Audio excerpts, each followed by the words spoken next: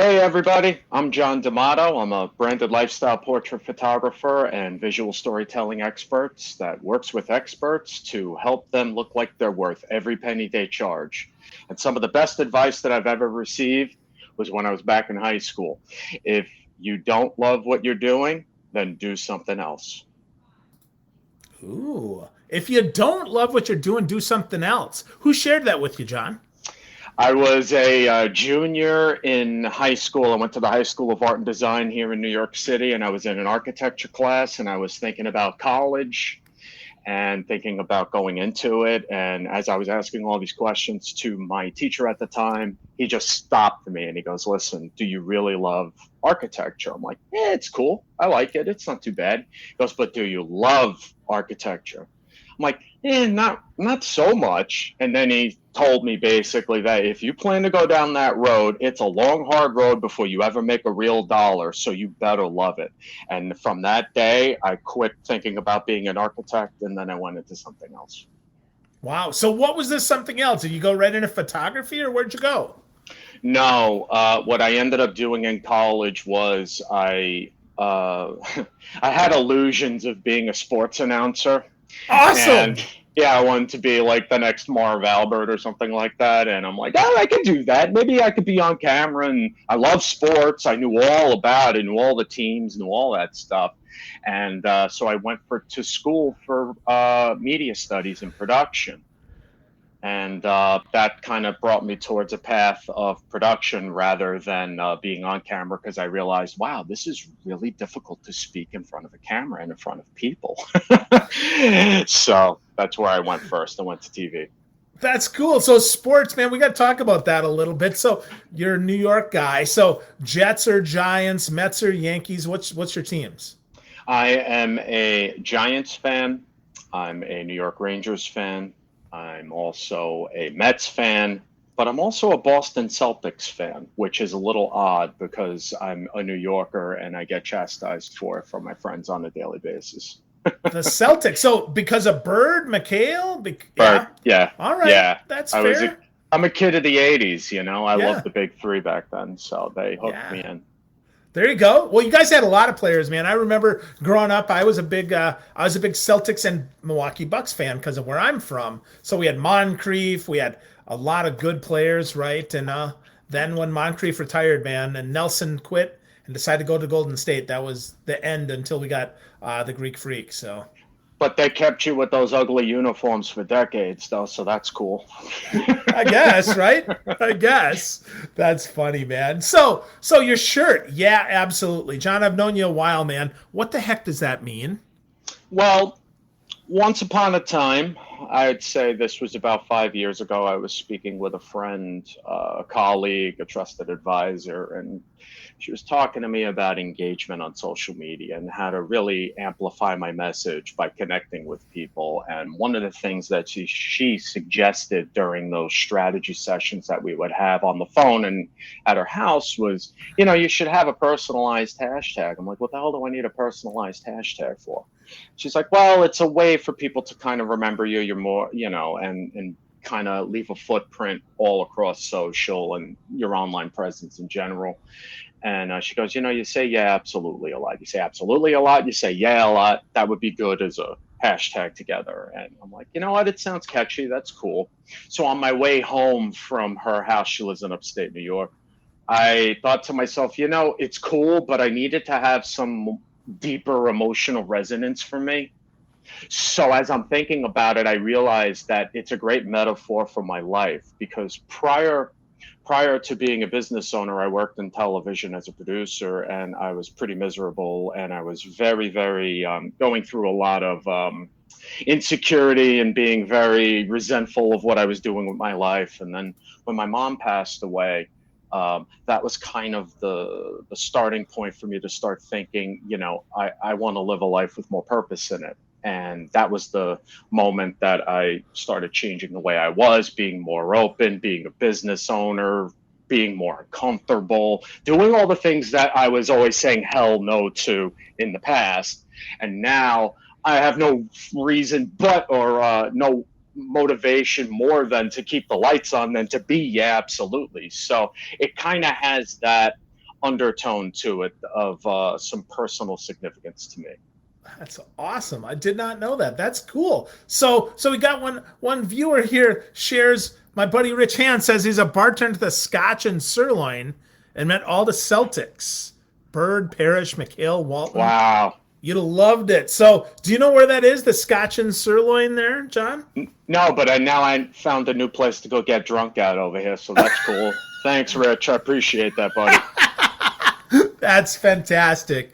That's awesome. Thanks, Rich. So with that, John, TV producer. So TV to still photography, like video is now the hot thing, man. And you moved into the other way. You moved into photography. So was one more important than the other?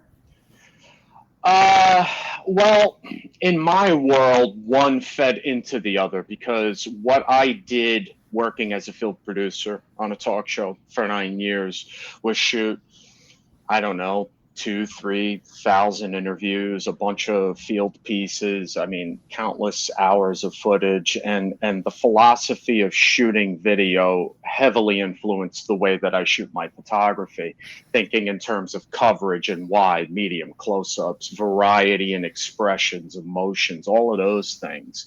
And while video is hot, it's been important for a long time on social, and photos have been important on online for years and years and years. And one of the things that I hear a lot about is, oh, you have to have more video than photos, or some people say, I don't like being on video, I just want to be on photos.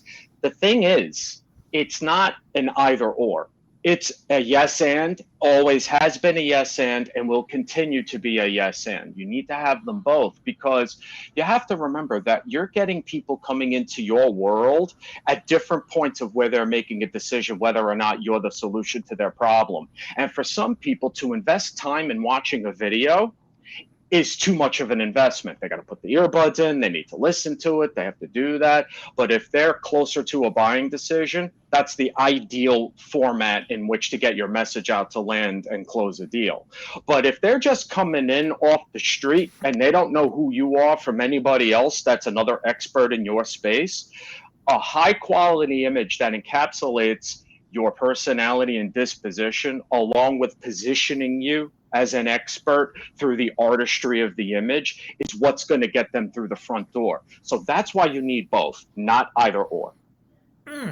Okay, well, I agree with that. I think that makes a lot of sense. But let's talk about what makes a quality image. What makes the artistry there? So what makes a good image, John? And what's the difference between maybe a good image and a not so good image, I guess?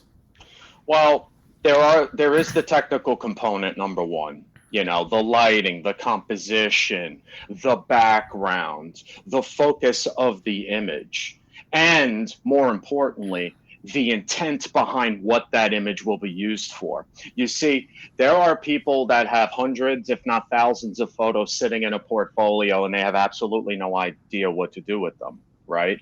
But if you understand that we need a headshot for the one sheet and for the website and for the profiles, and we know that it needs to be fairly kind of like this frame right here, right, more or less. But then we also need some other images that have you maybe on the left and the right side of the image, because we need to create website banners, or we're creating ads where there's text in it, and there needs to be a certain type of emotion conveyed in that to visually punctuate the sentiment of the words that the copy is going to be along with that image. So you need those kinds of images. Maybe then you need some other action shots of you doing your thing, whether it's facilitating in a room or keynoting on a stage, because you're putting together a packet for a potential conference. The point being is that when you need to figure out good photos from bad photos, you always need to have the intent behind what the use of that image is for first, and then look at what you have. Or if you have nothing, then understand what the gaps are in your online presence, and then work with a photographer to strategize the types of images step by step through that shot sheet, what you need, and then bang them out, and then you're covered. Wow. Wow, that's a whole lot more than just picking up a camera and shooting it, John. That's right. Well, because I A mean, little bit. I hear a lot of, yeah, a little bit, right? I mean, I hear a lot of people say, "Well, I take your picture. I can be a photographer, right? I can take that shot." Or, well, dude, I've got my iPhone, right? I can take pictures. So Yeah. so talk to me about that. What do you say about folks who say, "Okay, well, I can use my iPhone." In the same manner that video and photos are a yes and, smartphone self portraits and professional high quality portraits are yes and. It's the same thing. I use photos taken with my phone all the time. Why? Because the context in which I'm photographing them dictates that I'm using my phone because I don't have another professional photographer in the room. So when you have and speaking to the larger expert community here, if you're in a room and you don't have a professional photographer there, yeah, you need, and you want to take a photo with, say, some of the participants that are in the audience, you want to shoot yourself in the space. Maybe you're talking to the keynoter and you want to, do all the things, get a photo of you getting their book signed, whatever. You're going to use a phone, and that's totally okay. But you also need to take into account that when you're talking about your online presence, your home base, all of the different important touch points across social media, across your website, those images, you're trying to create that perception that I am worth every single penny that I charge. And it is important that you have the images that catch you being caught in the act of doing your thing, whether you're facilitating or you're just speaking on a stage or you're doing consultations or workshops or fill in the blank. And then you have those images with the artistry and the emotion and the high level quality that really positions you as that authority. Interesting. Wow. So I'll tell you, I was not expecting you to say that.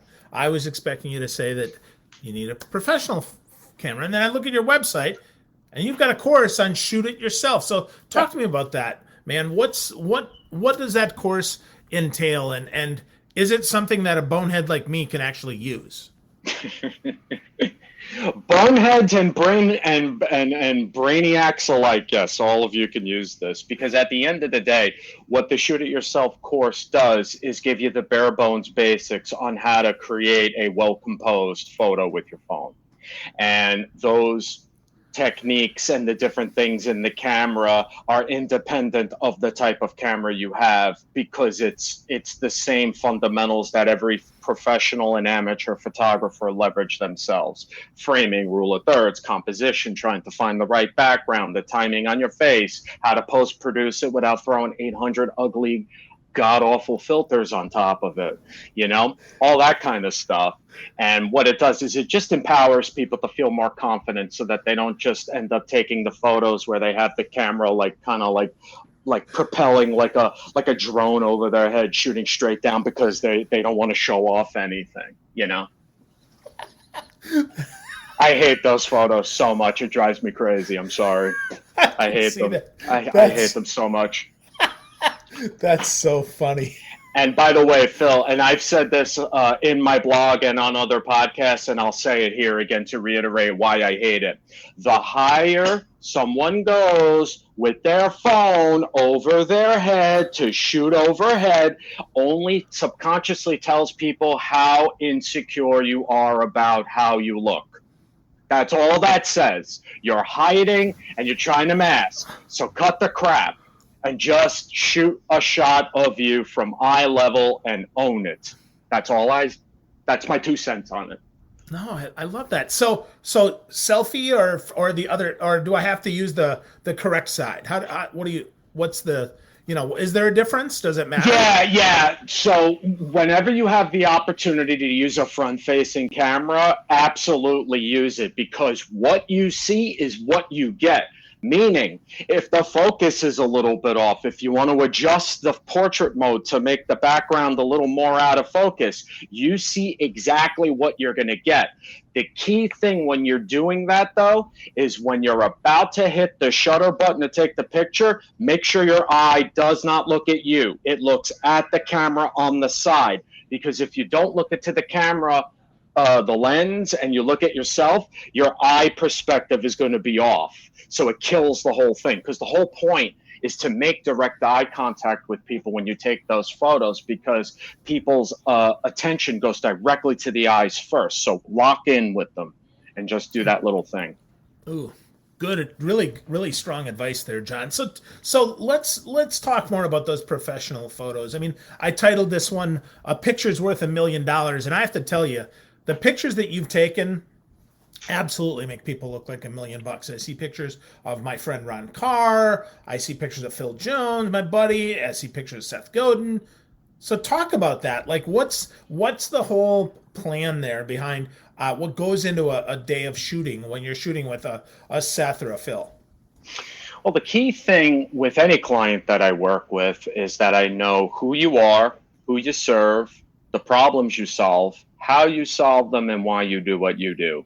And within those 5 high-level points, I ask 1,000,001 questions during the strategy call to really be able to uncover the wrinkles and nuances into what makes you uniquely you, and how you uniquely serve the people that you help out.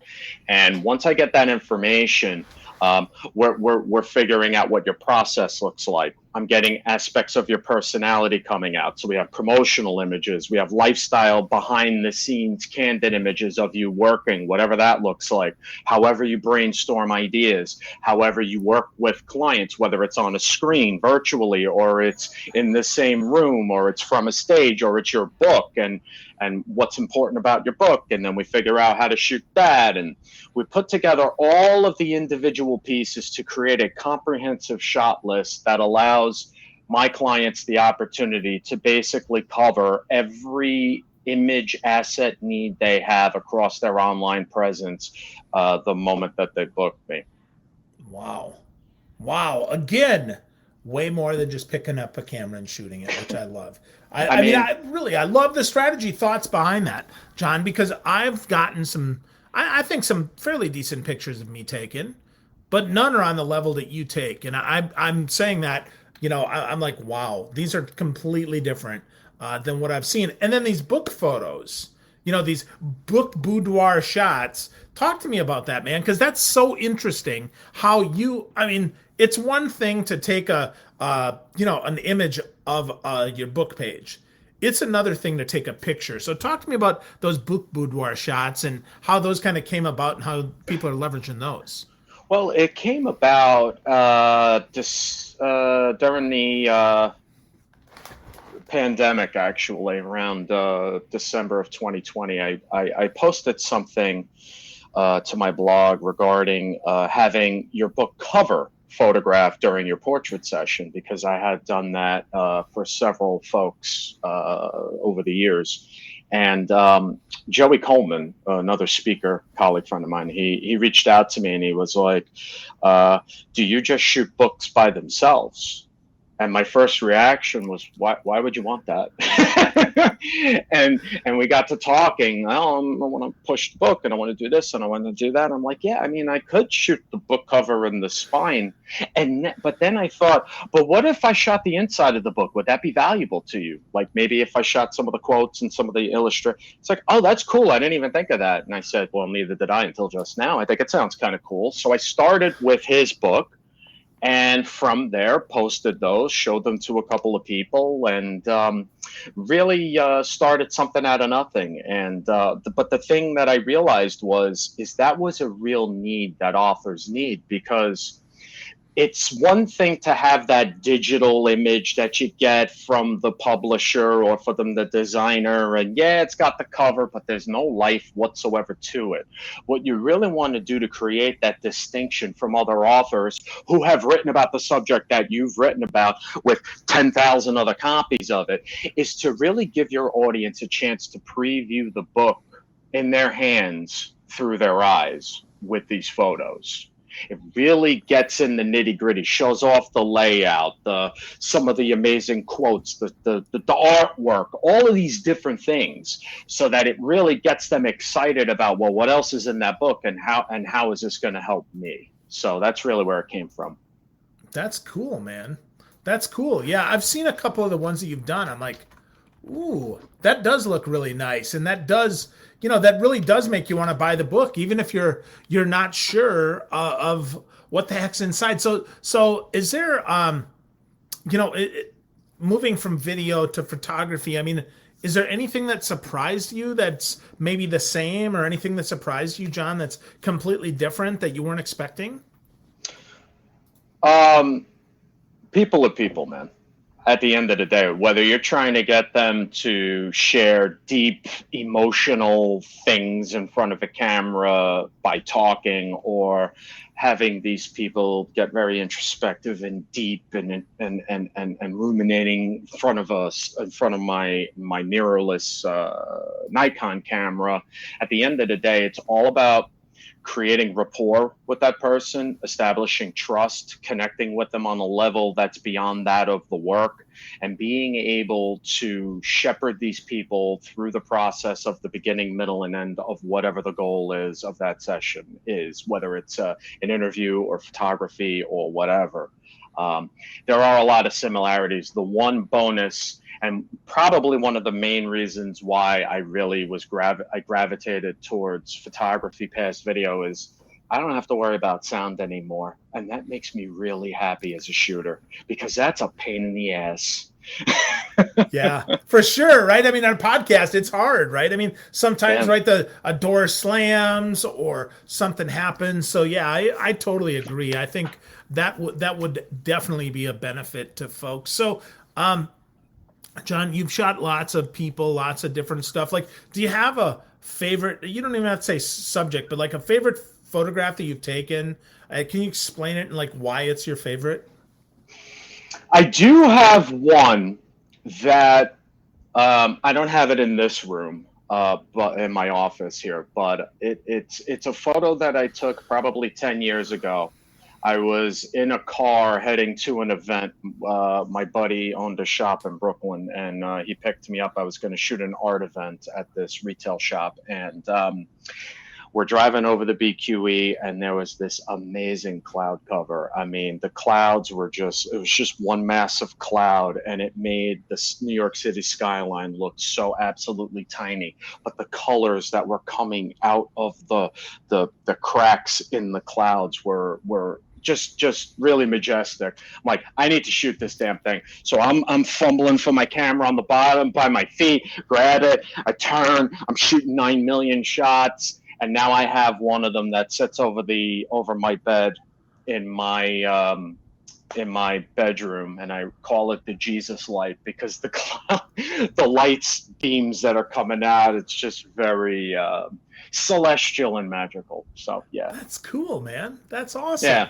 That's awesome. Cool. Well, before we wrap up, man, I gotta come back to something that you said, and that is filters. Oh boy. Talk to me about filters, John. Like, good, bad. Like, don't do them. Do them with tactfully. Is there anyone that actually is decent? Talk to me about that, man. The answer is no. They all suck. The answer is fix them yourself. Put forth the 30 seconds to 5 minutes to be able to learn how to color, contrast, sharpen, and noise reduce your own images. You have the capability to do so within your phone. Every single phone that has a camera has this option. It looks way better, more natural, and it doesn't muddy up your images. Because at the end of the day, the whole point of having these images of yourself is to be able to connect with people. And if you're slapping 800 filters on there, it's going to create a level of separation between you and the viewer's experience. So stop doing that, please, for all of us. So color, recolor, noise reduce. What are the other things we need to learn, John? Contrast. You know what it really is, Phil? Open up your phone, take a cool selfie of yourself, and play. That's how I taught myself, by the way. I didn't go to school for photography. I went to school for TV production. And the way that I learned everything is by watching YouTube and experimenting. And got me this far, so not bad. And everybody has the capability to do so. Love it. Love it. There you Take go. a cool selfie and play. We can all do that, man. So let as we wrap this up here, other than taking a cool selfie and play, folks want to get started, maybe picking a professional photographer. how would they do that? Like, are there interview questions, John, or how would you recommend that? I mean, obviously they should hire you, but you can't shoot everybody. So how No. would they hire someone like you? Well, and also I'm not for everybody. So That's right. Yeah, well, none of us that are. exactly my point though, but that's where I want to go with this. Yeah. It's important for people who are looking for professional photographers to look beyond the portfolio and the price tag. Yes, you can get that referral. Yes, they can have wonderful work. Yes, the price may be right for you for where you are with your business right now. But the key thing, and I mentioned this earlier in another context, is rapport. When you're on the phone with these people, which you need to be on the phone with them, you need to ask them questions that you can where you can find out about their directing style. You get a sense of their personality. Is it going to jive with your personality, or are you going to feel confronted and resentful based on the way this person's acting? So you got to feel them out for that. Understand what level quality work they do. Also talk to them about the strategy component and make sure that they understand your specific needs. Now, my hope is that the photographer is on standby with those questions at the ready to be able to get that. But if not, then you're going to need to hold their hand, or you're going to find someone else that will hold your hand. But these are the things to think about when you're qualifying a photographer to know. And by the way, it's not just portraits. It's how they shoot live events. It's how they shoot virtual. It's how they shoot your books. All of these different things. Always be on the same page. Make sure that you will be on the same page with the person that's charged with taking your photos. Awesome. Yeah, great advice.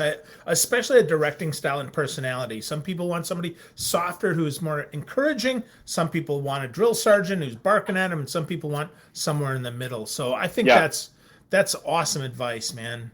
That's awesome advice. So so folks have an opportunity here to get the visual storytelling guide for experts if you want to maximize the ROI on the photos that you're taking and the value there. So I'm going to put that up on screen. But tell us a little bit more, John, about why they should be getting this, because I think it's super important. I know I've been signed up for your newsletter so long, I had to personally ask you to get a copy of this, and it's fantastic. No, and I mean that in a good way, man. Like, I was like, hey, I'm missing this, and it's really good. So talk to me a little bit more about why you've found it helpful for those of your clients that are looking to talk to you.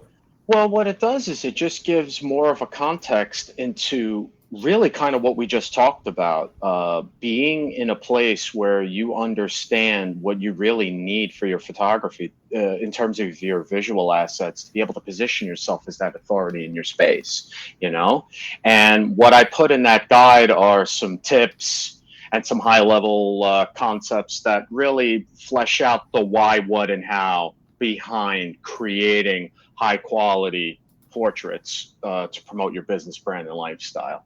And it's a good starting point for everyone to have, especially for the emerging folks that are just walking in like deer in headlights, like I have no idea what's going on.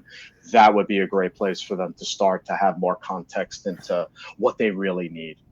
Yeah, absolutely. Folks, it's at johndemato.com. That's DEMATO.com/personal-brand. Pick up a copy of that, totally free. John's trying to help out there, help us beginners who need that. So our getting the right storytelling and to accentuate what we need to say, how to connect emotionally with our audience through visuals, and minimize that decision fatigue and not look at 10 million pictures and be like, come on, man, no more for me. So that's good, John. So if people were to say, okay, one thing, I want to get started today, and I want to get started maybe shooting pictures myself, or maybe it's going out and looking at portfolios. So at least I know where to start picking that out, John. What would you have them do? The first place I'd have them start is by taking a long, hard look at what they're putting out there right now, and thinking more about, well, here's where I am with my business. Here's where I am with the way that I'm positioning myself through my photo, my video assets, my graphics, et cetera, where are the gaps? And then start to really be honest with yourself with regards to whether or not you feel confident enough in the way that you're positioning yourself to justify all of the fees, the services, the everything and realize, do I need to step it up? Do I need to stay the course? Or, figure out from there what I need to do. And that would probably be the best place to start from within. Awesome. Good stuff. Well, again, friends, take a look at John. Get to know John Demato. He's at johndemato.com. His pictures are worth $1 million, and you can learn from John on how to take them. Go to johndemato.com/personal-brand and read his blog. His blog is fantastic. It's packed with insights. I read it almost every time it comes out, and I say almost because I don't read everything every time. But it's good stuff, John, and I appreciate you, and I appreciate you sharing so much good stuff today, man. Thank you very much. Thank you. I appreciate you, especially those glasses, my friend, looking sharp. Thanks, buddy.